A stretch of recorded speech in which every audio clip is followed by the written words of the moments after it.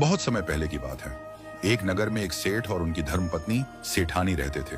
वे अत्यंत धनाढ्य थे, पर जीवन में एक बात की कमी थी, संतान नहीं थी।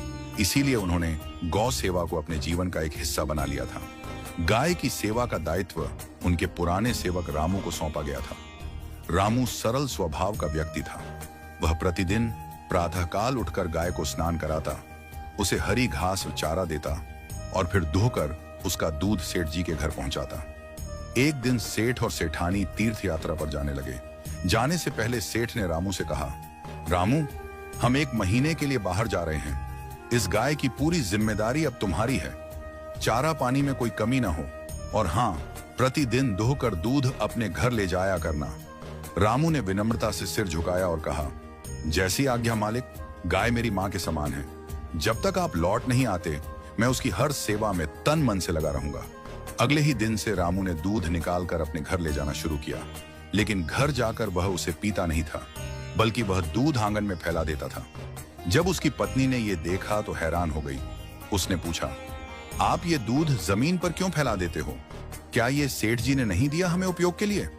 रामू मुस्कुराया और बोला, देखो, हम दोनों तो रूखा सूखा खाकर जी लेते हैं, लेकिन गली के ये जो नन्हे नन्हे पिल्ले हैं ना, उन्हें कौन पूछता है? ये भी तो भगवान की ही संतान है। मैं जो दूध यहाँ उड़ेलता हूँ, उसे चाट चाट कर ये सब पेट भर लेते हैं।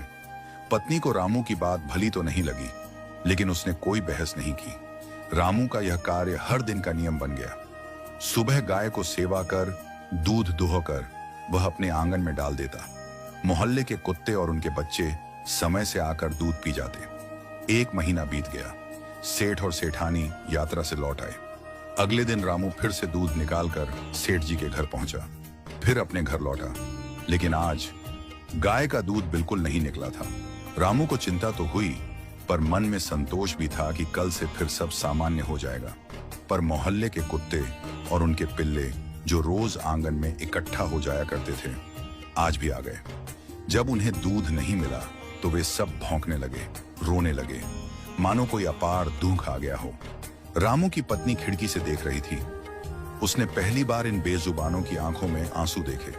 वो भागकर रामू के पास आई और बोली, रामू, मैंने तुम्हारी भावना को समझा नहीं था। तुमने सेवा किसकी की? सेठ की या इन मासूमों की? तुम्हारी चुपचाप की गई सेवा इन बेजुबानों के हृदय में घर कर गई है।